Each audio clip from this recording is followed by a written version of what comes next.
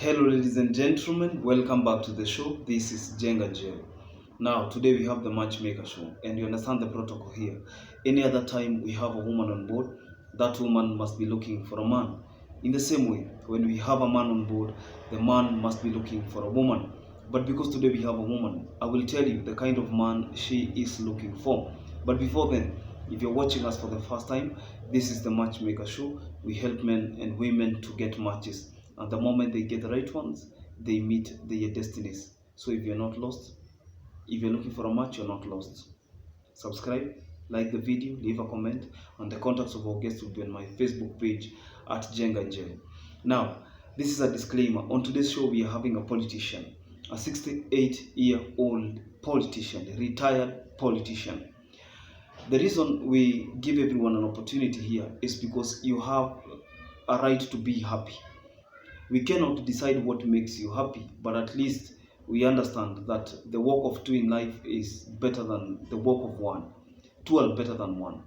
And on this show, we have helped more men and women get matches than we could have if we didn't have a show like this. Because sometimes we post people on our stories and they didn't even come to our show.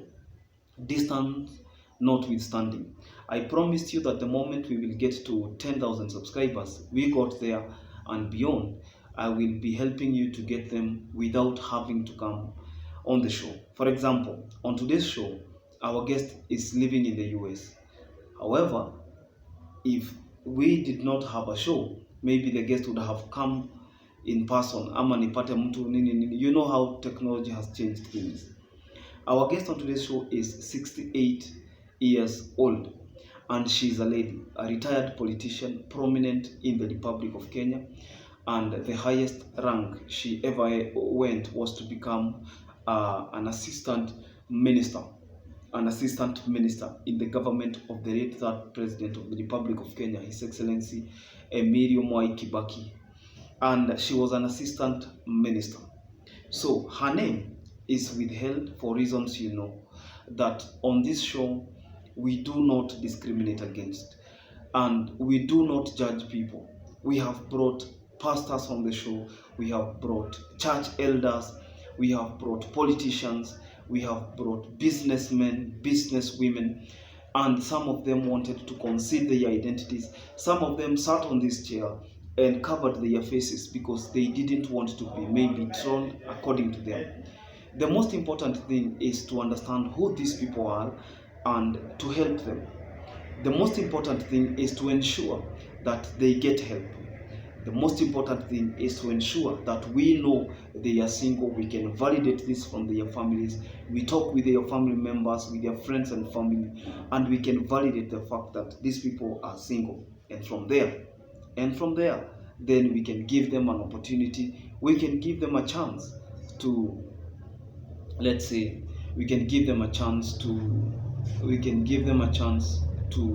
walk. Kumefungwa. We can give them a chance to date whoever they want to date at whatever time they want to date and things like that. So she's a lady, name withheld. Let's use the word Anne, for example. I've used the word Anne, but she's a Kikuyu and she has a very interesting story.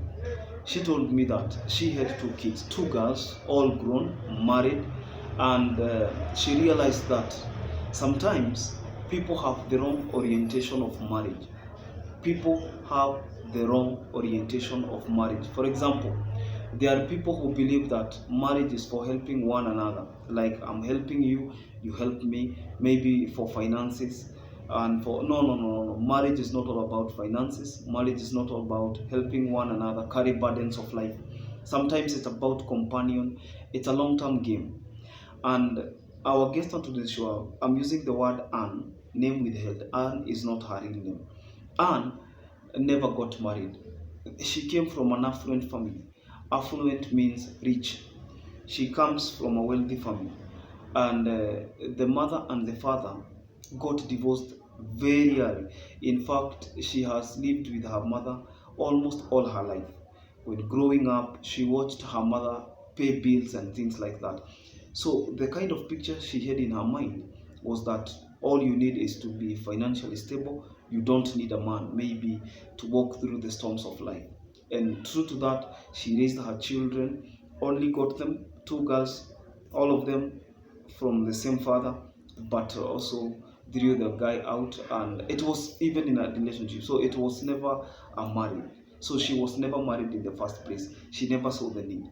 However, when she got into politics, one thing led to another, maybe one short-term relationship after the other, one short heading nowhere, and by the time she realized, she was 50, and that she retired at the age of 54. So you can imagine, from 54 and sahi ako 68, she has been single, and according to her, it's like she loses relevance every day. She loses that relevance every day, and she believes that sometimes for women, even as you age, the market value goes down, emotionally, romantically, every other time you feel like maybe the market value is going down.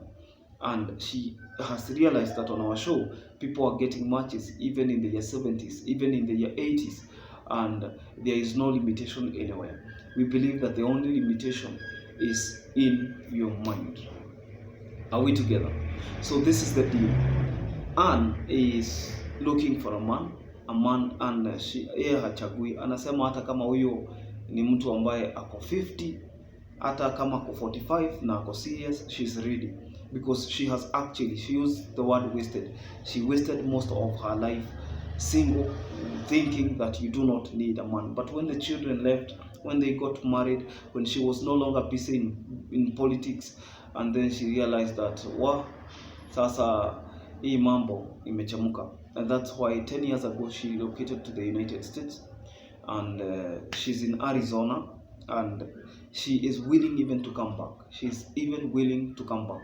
Anasema yeye, whether the guy is financially stable or unstable, she doesn't have a problem. The guy can be stable or unstable. She doesn't have a problem at all. So if you're there and you could be interested, I'll post her contact on the stories on my Facebook page. Then if you can be interested, you can get in touch. But one thing I know is that everyone deserves a match. She says that yeye ako tayari hata kusupport mtu, except that right now she feels very, very lonely. She's not working. She has businesses in Kenya. All the businesses are running. She's not on vacation. 10 years ago, she relocated to the United States. She bought a home. Okay, she's not doing badly off. She bought a home there in Arizona, and if somebody would be interested to go and live with her in the US, all the doors are open. Are we together? However, if that person wants to stay in Kenya, she can even sell the house to just come and settle in Kenya. But she says that loneliness will not end her life. She doesn't want to remain lonely. If you're there and you're interested, get in touch, and you can always be sure that somebody is always looking for whatever you're offering. That's what I call the iron law of attraction, that whatever you're looking for is also looking for you. Any man, whether the man has kids or doesn't have kids, mnajua mtu wa 68 hawezi pata mtoto mwingine. So she's looking for somebody who is mentally stable, mtu mwenye hatasikia hata kama the woman will be a little bit older, hatasikia ni kama like ameoa mtu mzee. So the guy has to be financially, has to be mentally stable, that is emotionally stable and focused in life. Mtu mwenye anaweza pia hata kama hana kitu, anaweza onyeshwa kitu atafanya na afanye vizuri. If you're that man and you could be interested, I've given you an opportunity, and you can take her contacts from my stories. Until next time, this is Jenga Jen. Don't forget to subscribe to our YouTube channel, like these videos when you watch them, and you can also leave us your comment. Let us know where you're watching us from. Until next time, bye bye.